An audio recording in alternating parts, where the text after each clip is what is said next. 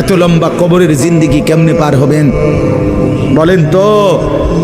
নূহ আলাইহিস সালামের জামানায় যারা মারা গেছে তারা আজ কত হাজার বছর কবরে পড়ে আছে।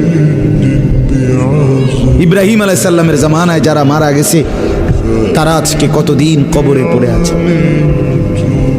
হ্যাঁ, আবু জেহেল আজকে কত বছর কবরে পড়ে আছে? 1450 বছর, আরো বেশি,